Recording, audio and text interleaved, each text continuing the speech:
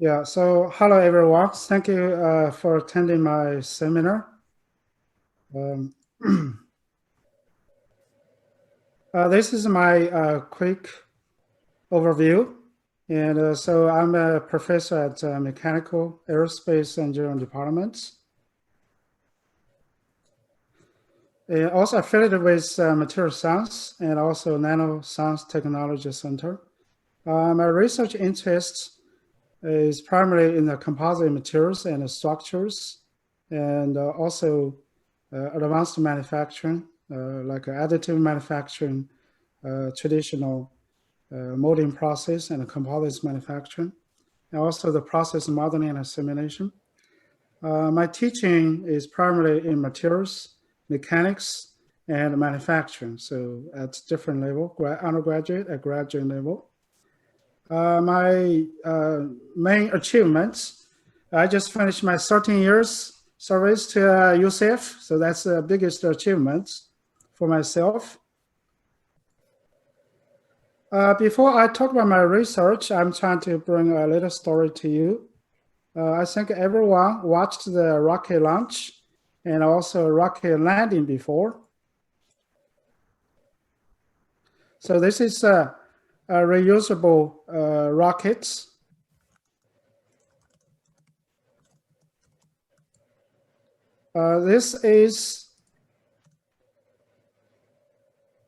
This idea came from Elon Musk, you know. So this idea was like that 10 years ago.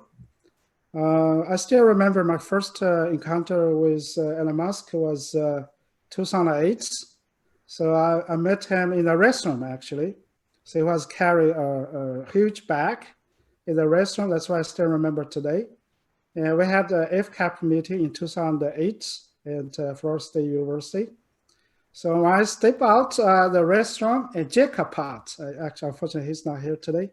So he asked me, Jan, do you know who is this person?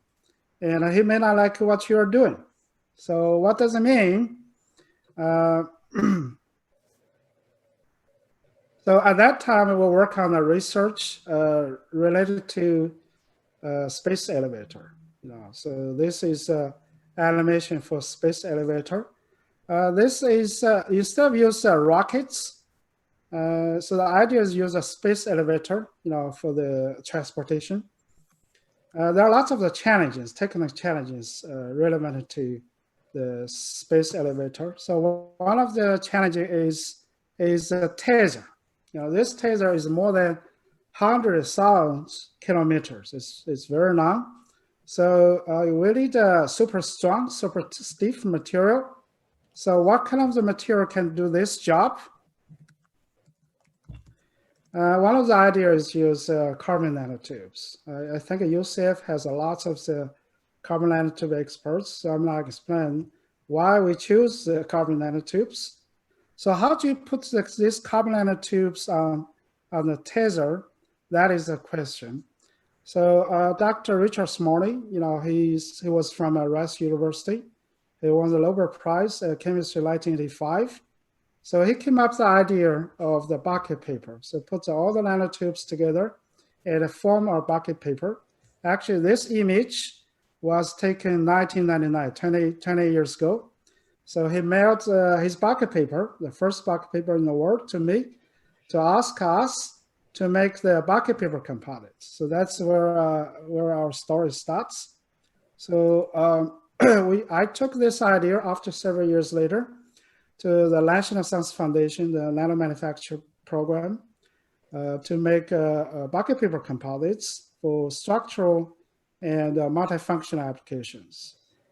So we look at all the properties, mechanical properties to make high-strength composites, and for vibration acoustic damping of the composites, lightning strike protection, and EMI shielding, and a fire retardancy, and also structural health and monitoring. So we have done the buckypaper composites for many years and look at potential applications in various areas.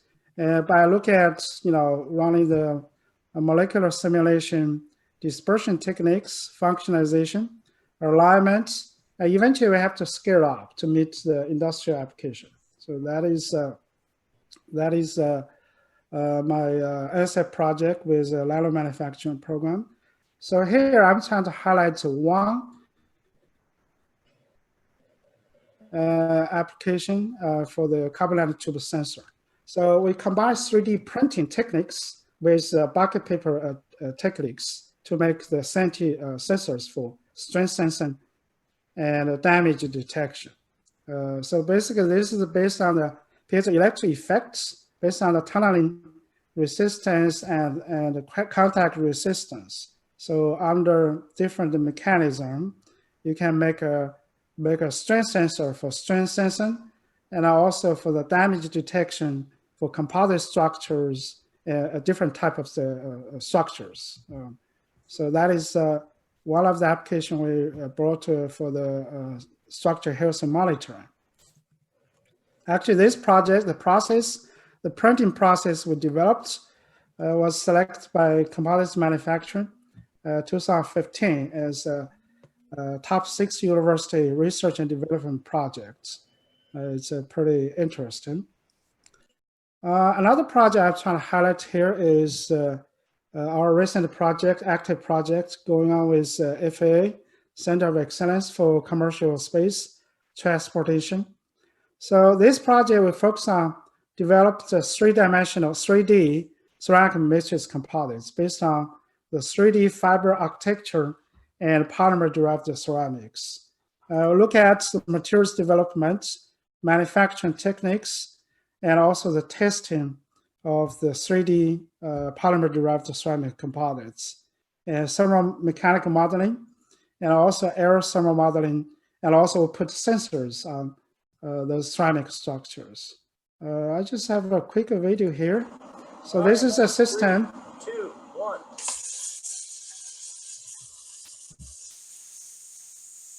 Well, since I don't have enough time to play this video, so my students are always like break something or burn something.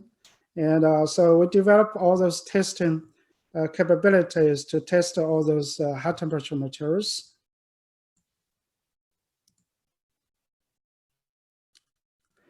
And this is another ongoing project with Dr. Kabbalah. Actually, Roger also is one of the inventors of this patent. We have the 3 patents, a US patent, European patent, and world patent on the CMC heat exchanger. So we developed the CMC heat exchanger for high temperature, high pressure environment, particularly for the supercritical, the polymer-derived ceramic composites, developed actually original technologies from the FAA project. This is another very recently another project.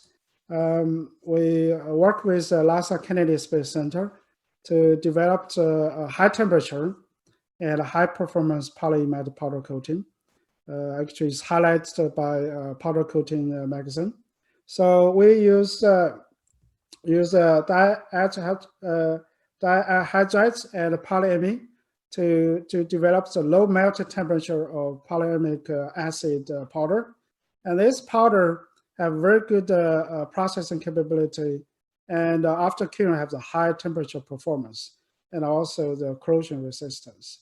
So we published this this feature article sometime in August, and we have received a lot of the interest from the industry.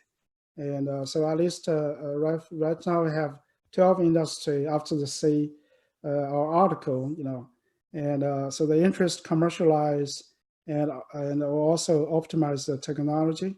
And also recently this technology was selected by National Science Foundation I-Corp programs. I work with my students right now and trying to push this technology to industry. Yeah, another very recent project I work with Dr. Ilobosi and my students, also Professor Hoffman and Dr. Lehman work on the 3D printing techniques for COVID lighting. So our research focused on high-speed printing process and for printing advanced materials. For example, flexible materials, flexible resin with variable stiffness, and also antimicrobial behavior and transparent. So this is one of the projects we did over the summer to make the face adapter, face mask adapter to protect the medical staff when they run the swab testing or endoscope. Actually, right now, seems the lack of the protection right now, so it will help them. And this is kind of the new face mask or face shield we developed with soft materials, 3D printable, to help the medical professionals when they run the swab test and the endoscope. So lots of the new ideas and new manufacturing techniques, and with advanced materials to help the medical professionals. The last slide I'm trying to quickly share here is collaboration topics.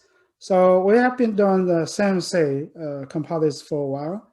So we're developing the testing capability, high temperature, high pressure testing capability at the UCF for hypersonics application propulsion, power generation.